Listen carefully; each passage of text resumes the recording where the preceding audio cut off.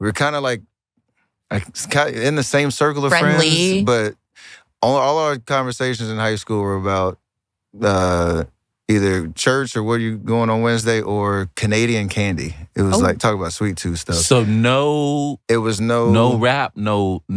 I don't know if I didn't have any game or if she was nervous or like vice versa. And like neither one of us really it was just, I feel like this is something that gets misconstrued. Okay. Okay. Well, Publicly, Let's clear it up.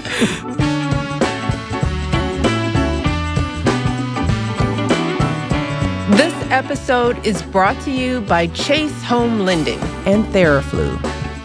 Well, it's been a while since I've seen you. It feels like a whole year. Yeah, you doing okay? Doing fine. That's good. You look good. I feel good. Have you been losing weight? I have Is that what I see, or is that just a big jacket? No. I've actually... Remember the last time my knee was bothering me? Oh, yeah. It's all better so I can do more stuff, be more active, get my workout in. That's good. And then I'm coaching, so running around with these little children. children. How many teams are you coaching now? So I'm coaching Aaron's 8th grade team. What's the name of their team? Junior Highlanders. What does that mascot look like? It looks like a guy with big sideburns dressed in a kilt. That you can't laugh at that. That's a serious mascot. It's like, so what's his story? Is he a Sherpa or something? No, he's more like a Scottishman.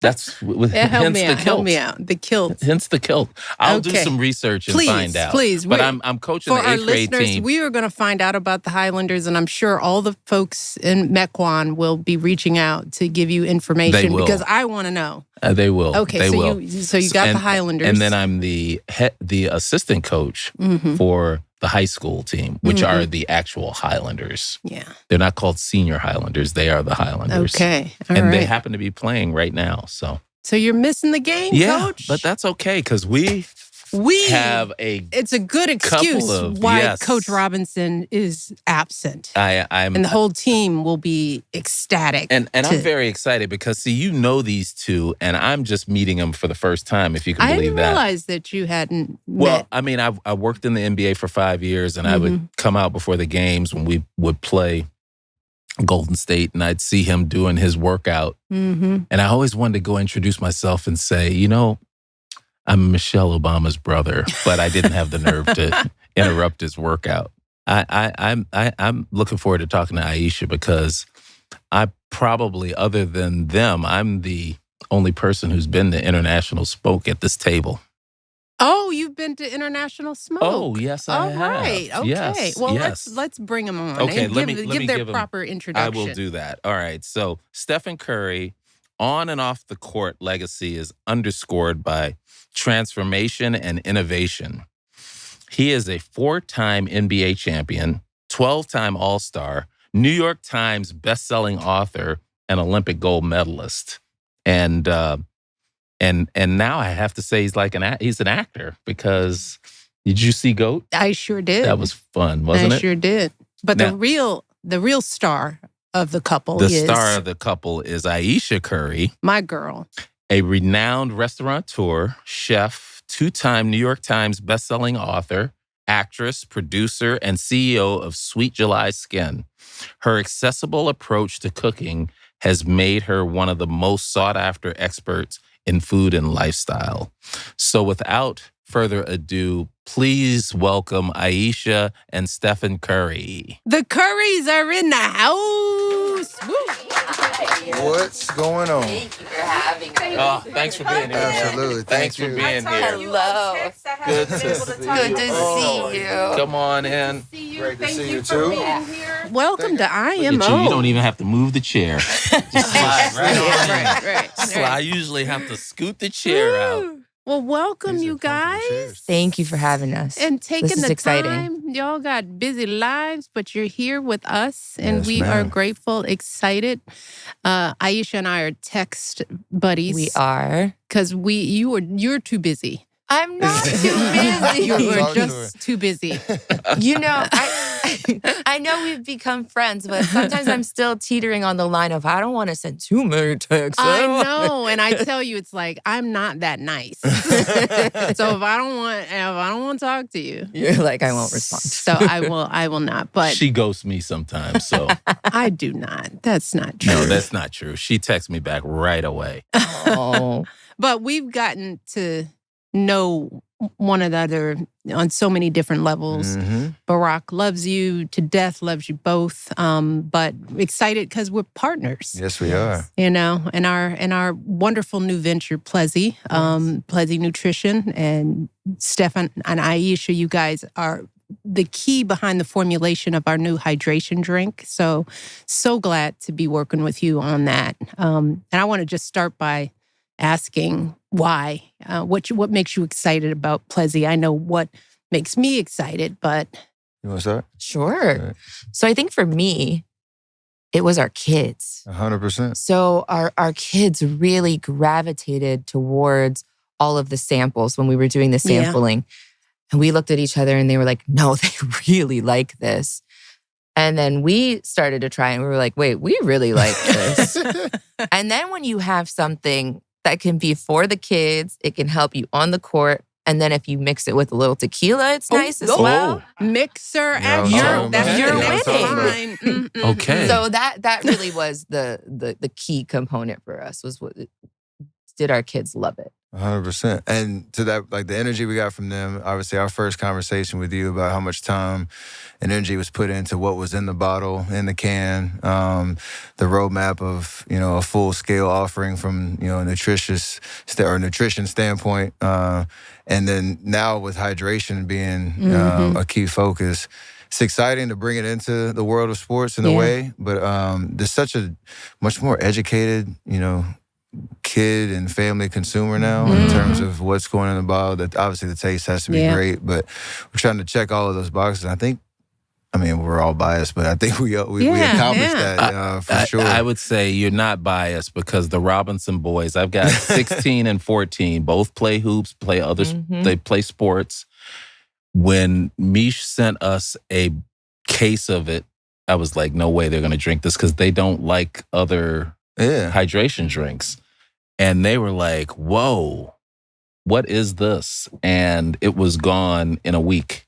So we can't keep it in kudos. our fridge. Kudos to you guys. Speaking of kids, y'all got a lot of kids. We have a lot. We do. We have a lot going on. You I know all Craig have was like, we got that same amount. Y'all He's got got the him. right amount of kids. Thank you. The right amount of kids. It's a blessing. It's wonderful. But yours are closer in age. So it's Although you got the baby outlier. Yeah, we do. He is the outlier. He's a year and a half. Because you all have 3 and 3 and 3, and then Yep. And then 6. And then 6 grade, big gap. So high school and diapers right now. Yeah. So At the now, same time. given the way, so you're both come from multiple sibling families. Yes. Did you always want to have a lot of kids, or did this sort of just happen organically? Or I'm sure it Both. happened organically. that's a good Craig. Do we have to start with the birds and the bees? No, I'm just kidding. Growing up, I never saw myself there. But as an adult and like when we fell in love, we always said 3. Yeah. Then we had the 3. Yeah. And then we kind of got that itch and we were looking at each other like it feels like someone's missing.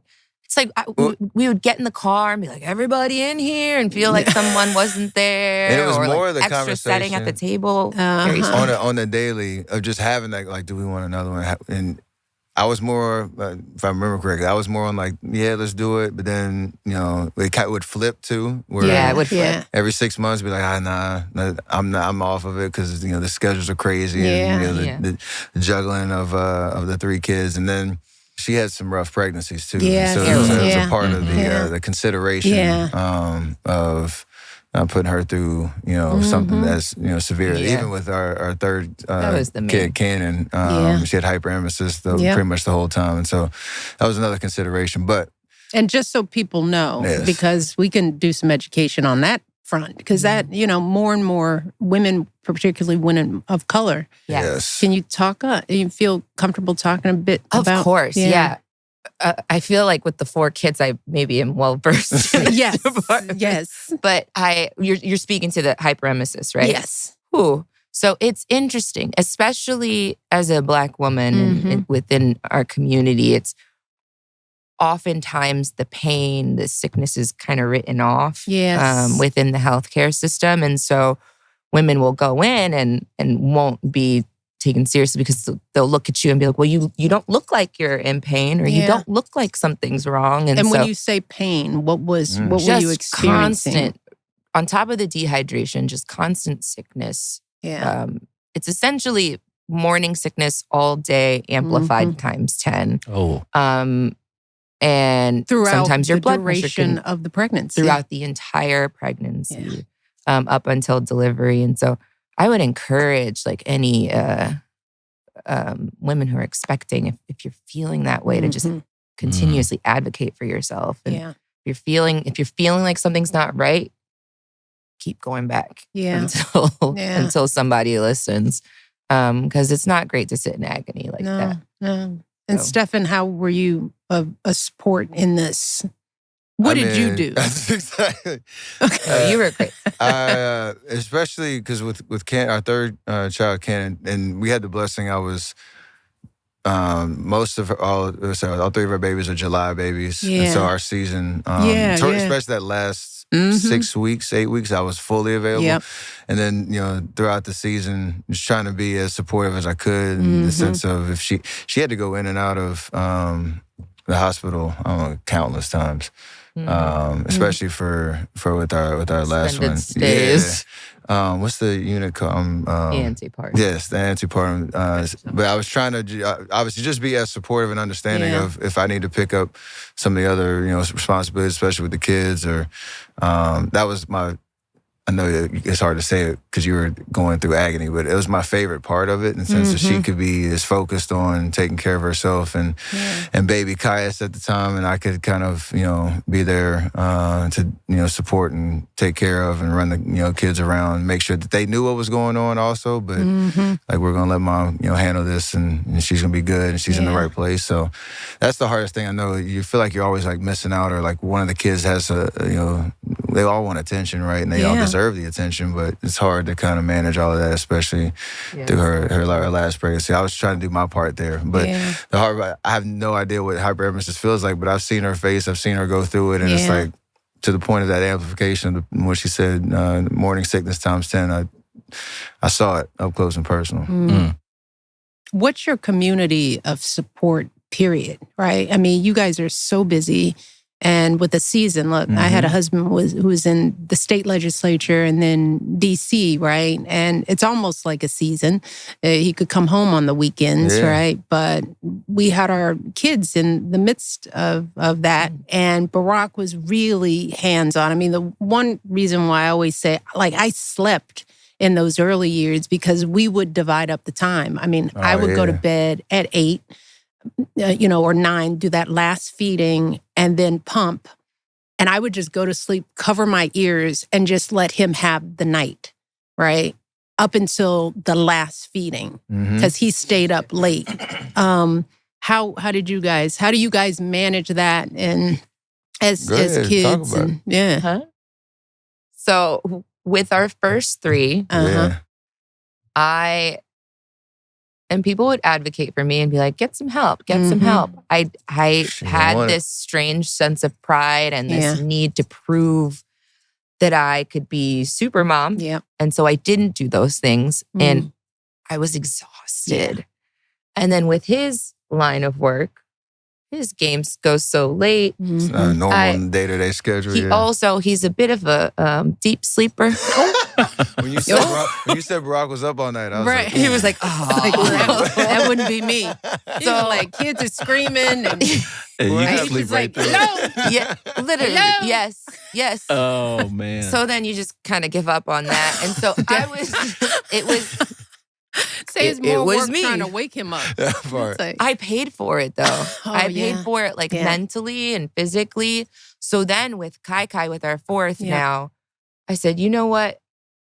We are so fortunate to have the resources to have a little bit of help. So I actually got, this time around, had a night nurse to get those 6, 8 hours. And Rip Van Winkle over here. And then in our last one, and then made a huge difference. I decided to go to the Olympics 4 weeks after Caius was born. And so that added a little wrinkle into the support. A 6-week-old.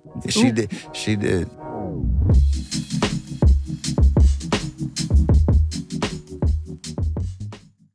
Our family is starting to plan for trips this summer. Aside from all the basketball travel you've heard me talk about, we want to make time for a family vacation. And we're hoping to travel internationally this year, maybe Spain, France, or Italy, because we really love to eat and Italian food is our favorite. We also want to invite our older children and their families to come with us. If they all say yes, we're talking about at least 8 adult-sized people and their luggage. So we could use the extra space. Traveling with family is so much better when staying at homes on Airbnb. There's more space, and it's so nice that we get to explore new neighborhoods and cities thanks to hosts who open their homes so families like ours can explore. And boy, do we like to explore. This episode of IMO is brought to you by Chase Home Lending. What if your home buying journey came with a promise you could trust? With Chase Home Lending, you have a partner who understands that every move is about more than just changing addresses. It's about your plans, your future, and the people who matter most. Committed to helping you move forward with confidence, offering local support and guidance you can count on every step of the way. Because when it comes to your next chapter, you deserve a partner who's as committed as you are. There was a time when we moved that things didn't go as planned. We were moving to Oregon for a new coaching position. And as always, I went ahead and my wife, Kelly, stayed behind to get the packing done and get the kids' school year finished. I was tasked with looking for potential homes for us to move into. I usually found a few for Kelly to pick from, but this time I was having a hard time finding something I liked.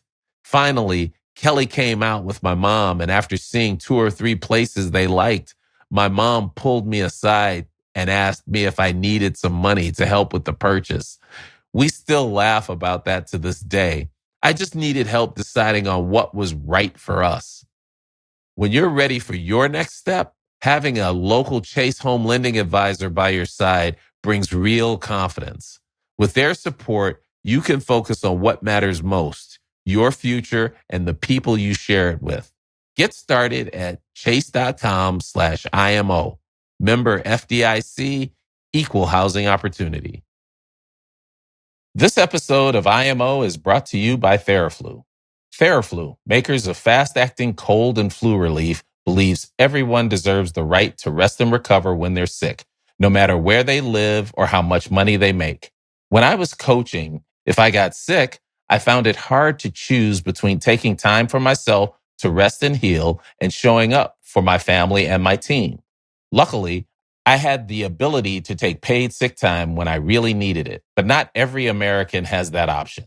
In 2021, Theraflu launched the Rest and Recover Fund, and they've committed more than $1 million to provide micro grants to families and individuals, helping offset the cost of taking a sick day for those that don't have coverage.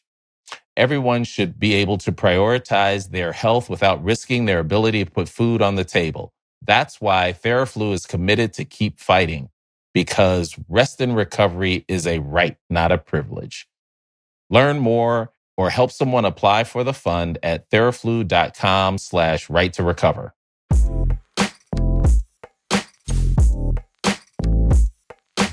So when I was doing my research, I heard the story of you all meeting, which I had never heard. Can you talk a little bit about you guys meeting first as youngsters and then how you re-met? Because I have some questions. It's crazy. So there's the long story short is in high school, I lived in Charlotte, and her family had moved down to Charlotte she's from Toronto to start high school. And so I'm a year older and we went to the same. Ended up going to the same youth group at the same church, Central Church of God in Charlotte, North Carolina. And Shout out. yeah, Pastor Livingston, the whole crew. We ended up eventually getting married there, and he officiated our wedding, so it was awesome, full circle. But we met there. We were kind of like in the same circle of Friendly. friends, but all our conversations in high school were about either church or what are you going on Wednesday or Canadian candy. It was like talk about sweet tooth stuff. So it was no rap, no. I don't know if I didn't have any game or if she was nervous or like vice versa. And like neither one of us really it was just, I feel like this is something that gets misconstrued. Okay. Well, let's Publicly. Let's clear it up. So, no, it's not that you didn't have game. Mm-hmm. I was 14 years old. I was not allowed to talk to boys. Okay, that does make a difference. That it's is 14. the difference. Yeah. Yeah, no, I'm putting you, So but did I think you were cute? Absolutely. Mm-hmm. But did you, I also heard you had a no athletes rule. That is true. So tell me about that. A very disrespectful comment also on my part. It's so honestly. Okay. Thank you. No, yes, that's really nice of you to straighten that out. Why is that disrespectful? I had very textbook maybe misconceptions. Like kind of frame like movie plots. And ideas of athletes. Stereotype. The jock stereotype. Mm-hmm. Okay. I was a theater nerd, so I think I was protecting my peace and just, I don't know, the teacher, it was an activity one day in class and she said, write down what you would look for. And it was in capital letters. Like, God is funny. It was in capital letters. And my parents found it way down the road. I want to say like maybe 8 years ago in an old box. And they were like, ha, ha, look at this. And I'm like, oh, wow. It's embarrassing. But yeah, I don't know. It was just an activity in class that she had us do. But I definitely did say that. And I think I did think that too. Because I remember our first, he calls it a date. It was definitely that. He calls it a date. I worked. I worked hard. No, I was in LA. I came out here. In my sophomore year in college. I came out here. And I knew she had moved out here to pursue acting, so I hit her up when I was on my way. It was me and my dad coming out, and I actually ditched my dad. We were supposed to like go to this party, have or like this dinner and this party, but I told him, hey, I'm gonna hang out with Ayesha. Like, you cool hanging out here? I thought I was gonna be gone like 2 hours and come back, and it was in the rest of the night. She picked me up and the Astro van she had out here, and we rolled around Hollywood, like all the touristy stuff you could do in LA. So, Stephen, were you always thinking about 100%? 100%. Really? We didn't really talk that much when I went to college. Right. Back in the day, the Facebook message type thing. Were you shy? Oh, for sure. For sure. Would you say that, Ayesha? Did he? He didn't come across. I'm shy, and I'm an introvert. He didn't come across that way at all. What was he like? Was he Mr. Talking charisma? Yeah, he walking talks around? a lot, super competent, very charismatic, very knowledgeable. About what? Just a cool everything. Like something to say about any subject matter. Oh, he was opinionated. He could hold a conversation really well. So but he was funny. And I think that was the most important thing, because going into us hanging out, we had never really hung out before. And so going in on our own. And so going into that day, I didn't know who I was picking up. I picked him up in my 90 Astro. Right? Yeah. And I didn't know who I was going to get. And it was the second he got in the car, it just felt like we were best friends. And we've literally been together since that day. Yeah. That's cool. So shout out to, what was that, 2008? When, over the course of the date, Ayesha, did you feel like, oh? There was a moment when, we were two young kids, so we were just it was silly. When we were looking for the donuts. Oh, yeah. In the typical. We were looking in cop cars to see if they had donuts in the stereotype. We were kids. And I think the way that we were laughing with each other and how we just got a kick out of such a ridiculous situation. I was like, oh my gosh, I really like him. No. But I didn't. This is another thing that gets misconstrued. People, for some reason, think that in the past I've said that he wasn't my type. Yeah. But what I was saying was, I didn't think I was his type. Yeah. Because this was Mr. Cool. Yeah. Yeah. And so I kind of sold myself short in thinking like, oh, there's no way. he must just like me as a friend. Ayesha. So I won't even take it that. Ayesha. I'm glad it didn't. Ayesha. She left the door open. I'm glad I didn't I get was friend gonna zoned. I would have to say. Every time I texted her call, she picked up the phone Yeah. after that. After I was on full court press mode. After that date, for sure. Yeah, For yeah. sure. See, we guys know that y'all in charge. Yes. So When I finally realized that was the direction it was going in, I verbalized that to him, that I was confused, because if there's one thing I'm gonna do, I'm gonna speak my mind with you.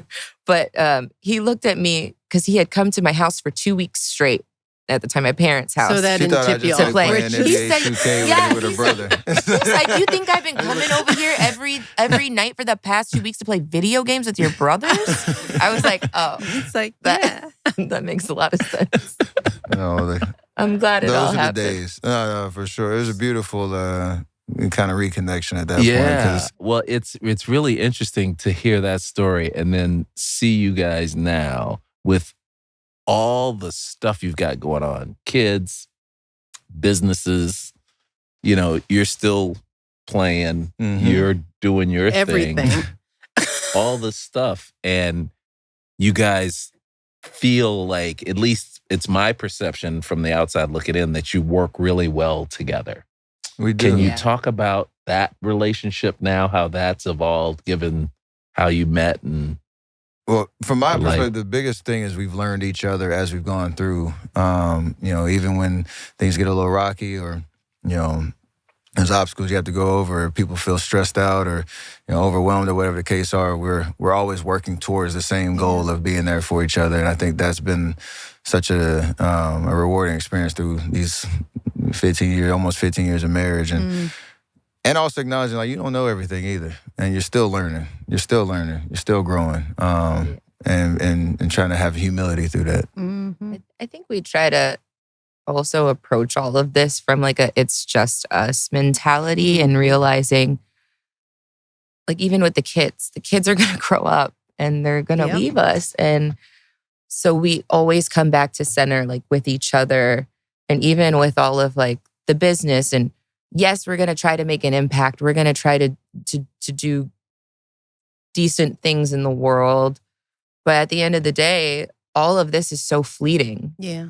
And so making sure that we, at the center of it all, realize that it's us in this together. We vowed to do this together from day one. And so as long as we keep that, I think that's kind of what's kept us going. Ayesha, I love that you are plain spoken in life, and sort of like me, but sometimes, you're stating what feels like the obvious sometimes in life, and then people interpret that the wrong way, right? And I love your vulnerability and your honesty, because I think that's what helps people. It's like, it's one thing to be hashtag relationship goals, but it's another to tell the truth about what it takes. And I tend to do that when I talk about the challenges of marriage, and that it's not all that. It's like, I love my husband. I like my husband, but we also want to be a part of helping couples understand that it does take work and it is hard, even in the best marriages. Can you talk a little bit more about that? Knowing that this is a safe space of not judgment. Everybody understands humility and blessings, but it takes work. And so you don't want to give up on something when it starts to get hard in the way that it's naturally going to be. Yeah. I think anything great takes work. Yeah. So I agree with that. I think we're living in this age right now of everybody wants to romanticize everything. Yeah. And that's a beautiful thing, but I think it's unrealistic in marriage at times. because growth is inevitable and change is inevitable. And I think that's a beautiful thing. Mm-hmm. Like if you expect it to stay the same for 15, 20 years, like that's so not sad. It's sad. Then there's a problem. Big deal. So we don't run away from the tension Yeah. on the daily of like, again, I think I heard somebody say like neither one of us can quit on the same day. Mm-hmm. As a philosophy of understanding, you should know your significant other the best and understand, you know, when they might need a little pick me up or you to carry a little bit more of the load or vice versa. And I subscribe to that philosophy, but also like the tension in the daily, like we try not to run away from it. You run towards it because you know that that's going to help you get to that next level of, I don't know, togetherness or just the seasons of life that kind of come at you. And so for us, if you feel like something's not, you know, if your marriage is not perfect, you're probably right, and that's okay. Nobody's is. Nobody's is. Let's talk about how you're raising the kids, you know, the values, how you're thinking about what kind of people you want them to be. Yes. Are you parenting the girls differently and the boys are babies, so but it's an interesting dynamic with the two older girls and the two younger boys. But I'm grateful that the girls arrived first because when the boys get to the girls' age now, I feel like you'll be done playing, and it is very important to me for them to have him around more. Yeah. Very important. And so I'm just grateful that that's how it worked out. But it is, parenting's hard. Like it sure is. We're, especially now we have a 13-year-old. She's going to go to high school next year. We're doing the whole high school thing. Are you scared of her yet? Is she scaring I am. you? And I'm gonna need you these next couple of years. I'm here. It gets, because sometimes, Barack got scared. You know, he got scared off. Sasha, the feisty one, was very scary to her father. There's a lot of scoreboard watching going on in our house. I call it, where why can't I do that? And why can't and how you parent? You have to parent each one of them a little different. And right. As the older they get, the more they notice that. You know, it means something to at all these stages to, you know, just have these honest conversations where your kids can disagree with you. They can point out stuff, because it's like, I think that gave us the confidence that you need when you're out there, and at some point you got to advocate for yourself in life. Oh, for sure. Right. And if you don't feel like you've been taught to advocate for yourself at home, like, then where do you get the practice of speaking up for yourself and demanding a level of respect, and then how to do it? You know, all of that stuff is practice at home around the table, which doesn't require any money. Never. You know, it doesn't require, my parents didn't go to college. They didn't, you know, they weren't wealthy and connected, but they had just a baseline common sense and a respect for us as humans that just sort of came through. And I say that to all parents, because we sit here very privileged, right, with resources and so on and so forth. But we were raised in a little bitty apartment with a mother that stayed home and a father that was a pump engineer at the water filtration plant all his life. I think he rarely got a new car.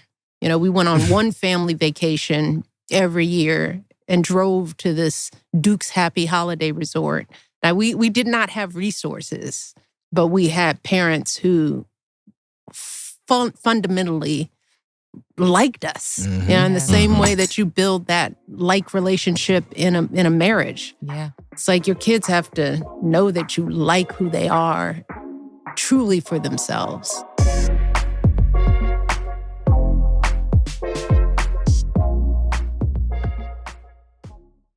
This episode of IMO is brought to you by Indeed. You know, I've been thinking a lot about careers lately, especially in a job market like this. One thing I've learned is that you really have to think outside the box when it comes to your path. Nothing about my own journey has been linear.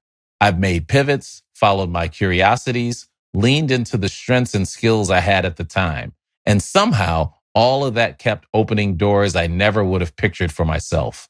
And honestly, being willing to evolve made my whole career feel more dynamic and rewarding. The roles I ended up loving weren't always the ones I initially imagined. They were the ones that aligned with who I was becoming. But let's be real. The process of finding those roles, it can feel like a second job. I remember stretches where searching, applying, waiting, it was exhausting. That's why I love what Indeed is doing with Career Scout. It's designed to make the whole process faster, easier, and a lot more intentional. Career Scout actually looks at your skills and interests and sources opportunities you might not have even realized were a fit. It's like having your own career coach working behind the scenes, helping tailor your resume, matching you to roles that align with your strengths, even supporting you with interview prep. It takes something that can feel overwhelming and makes it manageable. And honestly, if I had Career Scout earlier in my career, it would have saved me so much time and helped me tap into my strengths more quickly. It's a game changer when you're ready for that next step. Indeed's mission is to empower people to use their skills to find better work, and Career Scout is their latest innovation to help you do that. The future of job searching is here, and it's called Indeed Career Scout. Try it today in the Indeed app. March is when the reset fades and the real momentum starts. If you're building something this year, Shopify helps you keep moving. No juggling a bunch of logins, no bouncing between platforms. Everything you need is in one place.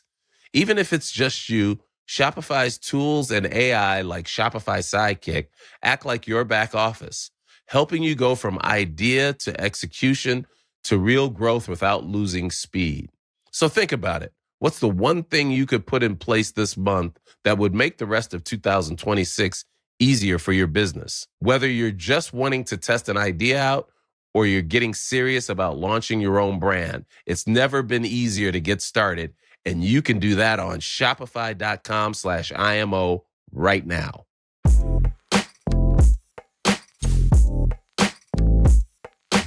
I want to ask particularly, how you doing? I mean, how am I doing? Yes, because you have a lot on your plate, and yes, you're doing it well. Thank you. I had more on my plate, and it came to a head where I was like, okay, I gotta lay it all out and figure out what do I really love, what is important to me, what do I value, and so I've like really streamlined things. I'd say over the past 3-4 years. But I'm doing really well. I feel like I'm kind of in a, I don't want to say the word smooth sailing because I don't want to jinx myself in the parenting department. Yep. You'll be doing that until they're 60. The parenting situation is feeling really good. You know, we had our fourth, and so I'm feeling comfortable in my body again. I'm feeling more like myself, and that's such a good feeling. And also like allows me to be a better parent in some strange way because I feel like I know who I am again. And so that's been really great. How do you carve out the space to take care of yourself in the midst of it all? I never used to do it, and now I just make it a priority. I don't know how else to say it. I put it on the calendar, I make it a priority, and I get it done. Oftentimes now, even just for getting my body moving and getting outside, I just bring the baby along with me and we get it done. But I find I have to like be outside multiple times a week. I notice a difference from a mental health perspective. And so, because you can be with 4 kids. It's crazy. like you could be in the house forever. And they have so much going on themselves. The house or the car. I know. Every time we talk to you all are in the car. The first meeting we had, or the first call we had, ridiculous. we were in the back of the car. It's like, do they live in the car? We were at a soccer game. We were Yep. we were trying to It look over was the a fence. soccer Like, game. let's And I was go. like, we got it. Brock and I go to watch the game. Yeah. But we were at the soccer game. We were in the sprinter, and the kids were so mad at us because they don't like when we bring the sprinter to school because it's embarrassing. oh, Really? It was Are you kidding? Oh, they're so embarrassed. Oh my So goodness. they That's just want to be interesting. regular Won't people. talk to us. See, Austin and Aaron are like, can we get a sprinter van? That's So that's until their parents come out of one. Yeah. I mean, Malia and Sasha never wanted Barack to come to their stuff with the presidential motorcade. Yeah, You talk about Oh, a sprinter? yeah. That's a different I level. mean, they're just like, Dad, just don't come. Oh, yeah. Don't come. We'll Why tell are you about those it men when we on get the home. roof with machine guns? But they don't like the sprinter, huh? No. That's The girls hilarious. don't. They don't at all. How do you manage integrating into normal parent life? I know that was something that we had to work on. I mean, how do you make your kids feel normal? I guess. It's a challenge for sure. Yeah. Worried about we're at the like sleepover nights or extracurriculars, especially with Riley. She wants to be a little bit more independent and can you drop me off here and do this, and like meeting new parents and not making it a big deal, but making sure there's boundaries around how we move so that we feel safe. And if we feel safe, then it allows us to take that next necessary step. I feel like to allow your kid to explore, right? You want them to be curious, and it's just showing up. I think is the biggest deal, that you meet people, you Definitely meet parents. We do try to, in terms of like, especially for sports activities, school activities, that type of thing. Where for our kids and seeing like that's how we, normal is a weird word, but that's a normal experience. Like we're gonna be at your game, we're gonna be loud, yelling, going crazy. We're gonna be embarrassing you after your theater production You're just like, performance. yes, take we a do that. We do all of that. I pride myself. and celebrate them, right? That's I think we try to do that. The social part of it, there's challenges, there's considerations that we never thought we'd have to make or take to make sure you can let your kids kind of go out and thrive. But part of that too is again still learning because every year is a little different. Yeah, it's all so weird. It is But weird. I think we're doing a good job of allowing them to feel we very went on normal. y'all's level. I don't know how y'all did it to the point of Yeah. But it's it's That's all the same thing. Yeah, like the girls growing up, they didn't want people to come to their house, the White House, because it felt like it's not a normal house. And I was like, I guarantee you your friends want to come. Yes. They want to watch a movie in the movie theater. It's like, why would somebody want to come here? Yeah. And I was like, but they do. So it took them a second to kind of understand that it isn't normal from where they came from in Chicago, but it is their normal. And I think it's like everything. Our kids reacted the way we reacted. So if we showed up special, yeah, exactly. if we just showed up and was like, look the other way, we're just here, it's not a big deal, then slowly they followed suit. And I also found that the school environment followed suit. Like they meet you where they meet your energy. You'd hope so. Yeah, it's wonderful, and just watching kids develop, giving them what we can. It is a joy to go to practice every day with my old self and rickety bones, but it's really been a treat. So you won't even be as old as him when I know you'll be able to get out there with him, show him some things. I show him that I can shoot just for some that credibility. Never goes away. Absolutely. And then that's it. It's one of the kids. Wait, Ayesha, one of the kids asked me today. He was so. I mean, these are high school kids, right? He's a senior, and he's like, "Hey, Coach Robinson, can you still get up there and dunk?" And I felt bittersweet. It was nice of him to think that I could dunk, but not being able to dunk anymore was the bitter part. it's like, can you still jump? Yeah. And speaking of basketball, How did you guys decide to do GOAT? How did that all come about? Because your team that was so good. Was kind enough to let us take a look at that. It's coming out today. It's out today. Right? Officially. I know we're dating this, but yeah, it's out today. So good. Thank you so much. It's been a 7-year journey, to be honest. Yeah. Yeah, animation takes forever. And then that initial process of working with the Sony Animation and the Sony Studios, we had an initial meeting, and then the idea of having an animated story that was sports related, then brought me in basketball, and an all animal world was kind of just the starting point.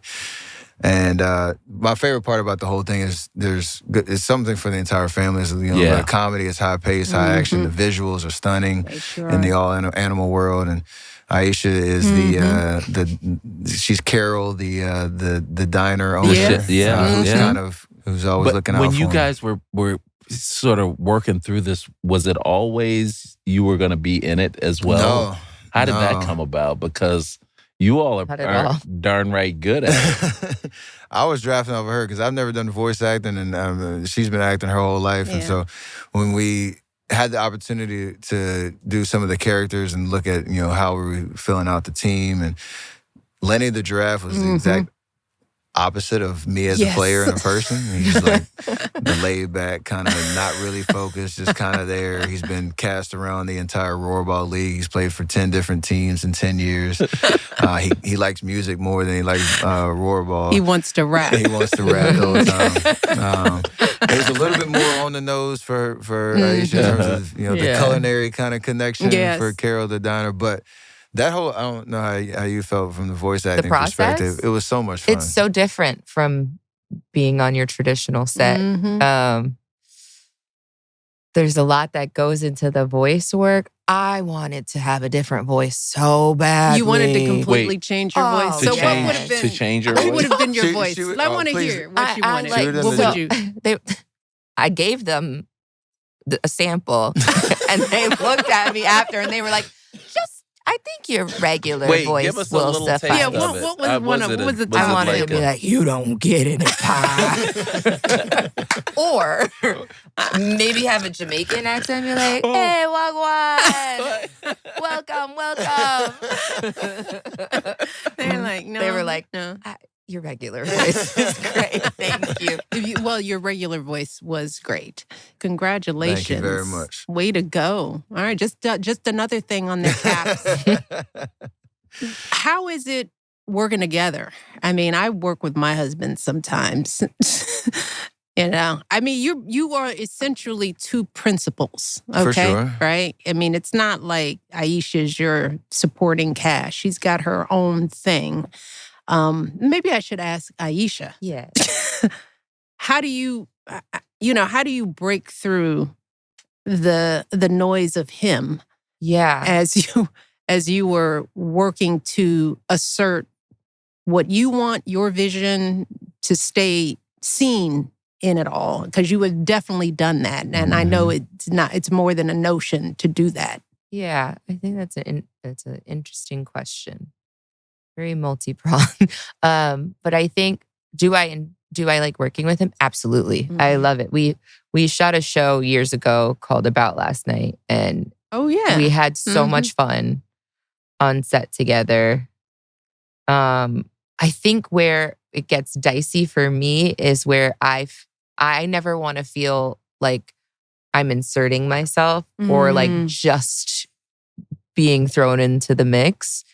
I think because I work so hard, and sometimes I do feel like I have a point to prove. And so I like to be able to kind of stand on my own 2 feet sometimes.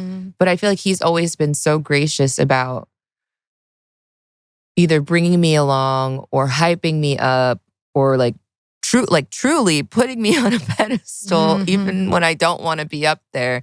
And he's been so great about just being such a support system for me, and truly like my partner in crime.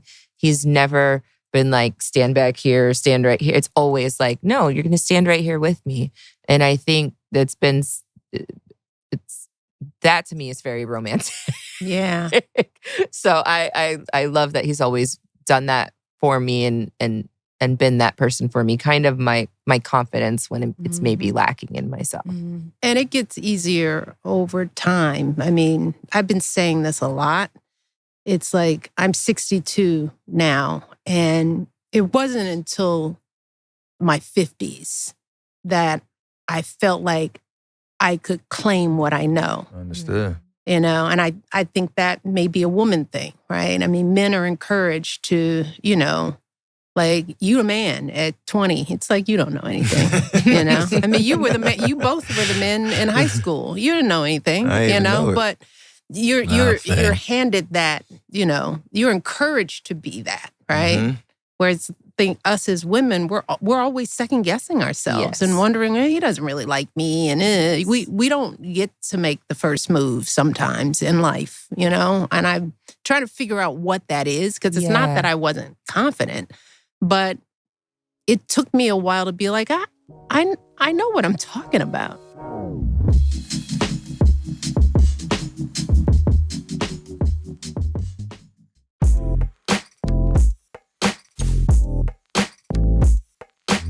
You guys are both so accomplished at such a young age. What have you learned from Ayesha? And Ayesha, what have you learned from Stephen? I've learned from Ayesha what true, ambition and passion really looks like on a daily basis. And that's not just career-wise, that's for your family. She lives every day with her full self. And I know it's scary and vulnerable at times because you want to kind of, protect yourself. And she puts herself out there. And I'm a little bit more reserved in that respect. And that fire, I wish I had more of it. I can get there on the court and you have those moments, but on a daily basis, I'm a little bit more kind of even keel, and I wish I had that instinct, and she has that on a daily basis. And it motivates me just, when things can get a little drag or, things aren't really going your way, or there's not really a clear path to get what you want.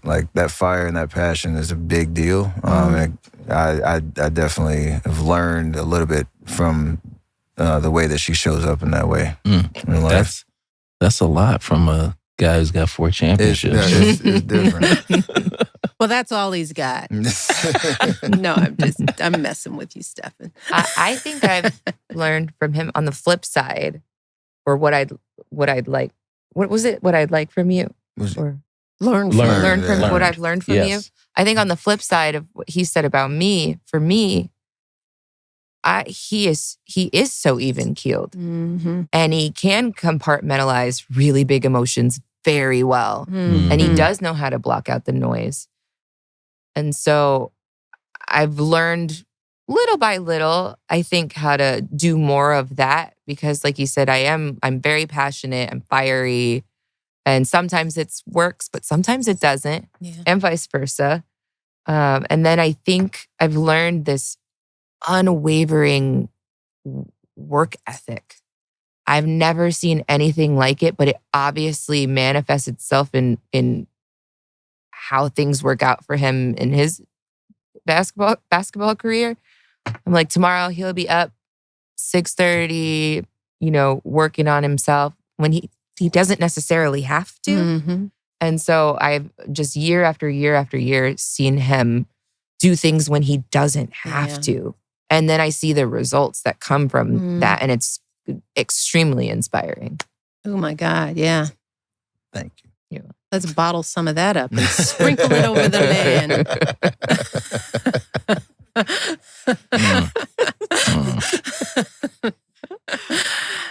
That's very sweet. Thank you. I'm so proud of you too. No, stop. All right, we're going to do the listener question, because the listener question will lead to a little more discussion. Yeah. So our question today is from Vivian in Raleigh, North Carolina. Hello. Oh, Vivian, shout out. I am the first of 3 children, 2 girls and 1 boy. It always seems I'm the mother of everyone, from my parents to my siblings, then to my spouse and 12-year-old. I recently lost my dad, so it's been very hard on my mom. She wants me to call daily and respond to all the texts daily. I love my entire family, and I want to be there for them. But I'm also a registered nurse, and I owe it to my pediatric patients and their families to give them excellent care. I am working to go back to school to become a family nurse practitioner or go to medical school. I feel I am not enough, but my husband believes that I am smart and I can do all things through Christ. I am also a precinct official, thanks to your book. Now they want me to take on more responsibilities, and fear is gripping me. But I really want to do more. I was privileged to go canvassing with my daughter, knocking on doors. She was so excited about doing what Mrs. Obama did with her dad. My question is, how can I juggle all this and still look fly, be a great daughter, sister, wife, and a mom? I don't even know where to start. The first thing that comes to mind for me is like thinking of the cups, and not these cups, but how they say you can't pour from an empty cup. Yep. And I think for women, I think that statement is false because generally women have many cups. There are many cups we're dealing with. And so is it advice or would be your opinion. My opinion. Yes, that's right. Would be, I mean, also as women, we tend to ruminate on things when we're in a different situation, thinking about all the other things that need to go on. And so I think my opinion would be to separate everything into these separate cups and realize when you're pouring into that cup, it's just that cup in that moment. And to try and tune everything else out and get to it when you need to get to it so that you can fully give yourself to whatever it is that you're focusing on at that time, whether it's, at the hospital or with your mom or with the kids or whatever else it is you're doing.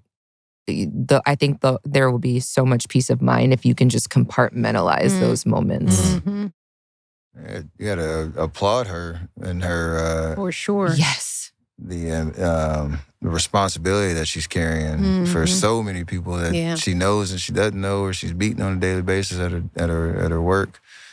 Have grace with yourself too, I'd say for too, because those days where you don't feel like you're killing it, probably the days that you're killing it the most. Yeah, but it's also okay not to kill it. I'm just every single day. That's true. That's true. But having grace with yourself, I guess, is the biggest piece of.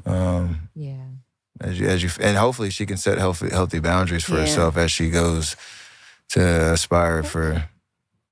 What does that mean? Well, what does that mean? Like what? Because what is should be grace able to support her and her endeavors as well, in the sense of, like, I don't know how much her mom reaches out or feels like it's maybe a burden at times or maybe not, but if there's moments where she can have the space to go after the things that she wants to, and she creates that room for herself, that the boundaries are that people respect that and allow her to go pursue what she wants to, and that it's okay. Even if somebody else gets the short end of the stick for a day or a week or a month. That's kind of and it's not a bad thing. Actually, I think I read that in your first book, and you said, say no, they will be okay, and we'll move on. That's exactly, It's just what I wrote down. Learn to say no. Yeah.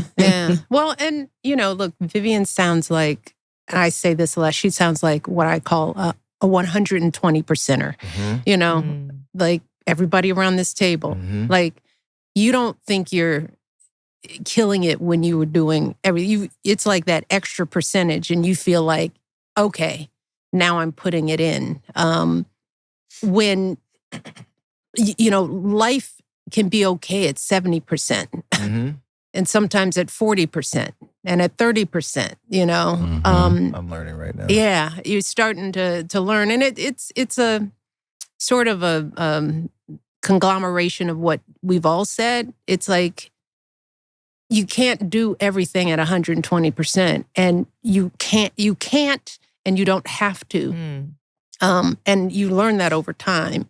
Like maybe you can't be there for your mom in the exact way that she wants you to be there for her. And it's okay, right? Because maybe if you're not giving 120% to your mom and 40% at times, somebody else will come in. Yeah. But if she's trying to fill all the cups herself, there's no vacuum for need, right? If you're doing it all, and some people who aren't 20%, 120%ers, they'll be a 20%er a lot. She may be surrounded by other siblings that are just putting in 20% because Vivian's going to do it all. The rest, yeah. Yeah. If you don't say you need help, nobody is going to help you, So I say Vivian, do less. Write that down. Do less. Do less.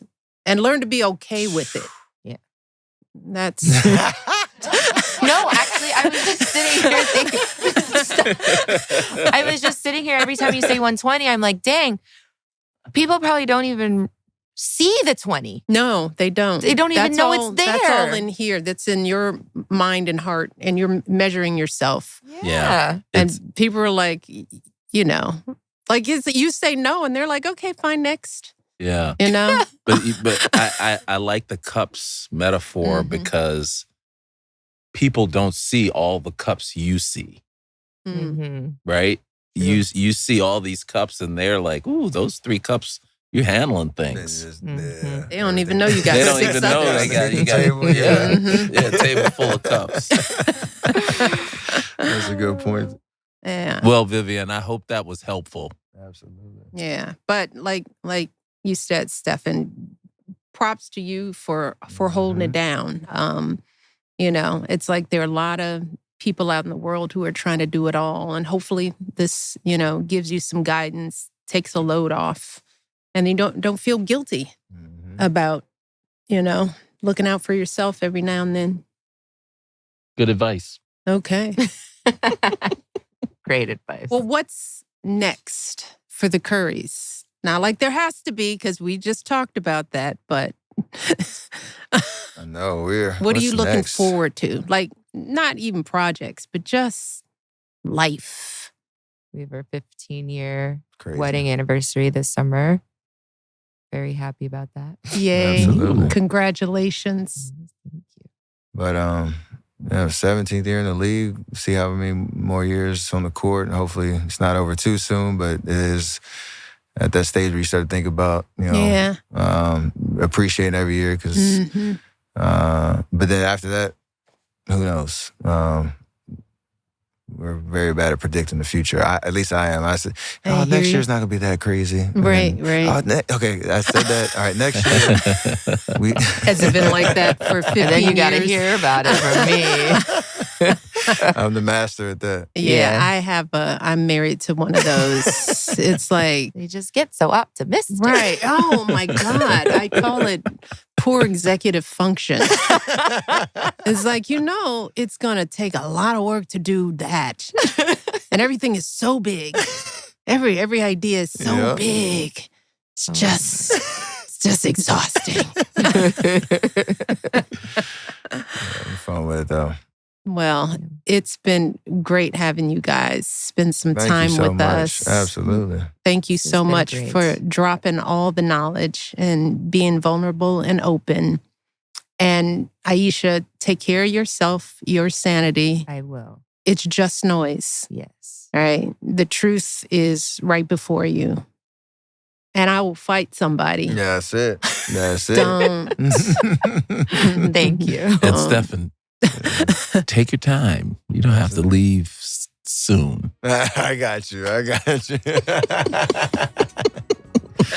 hear you.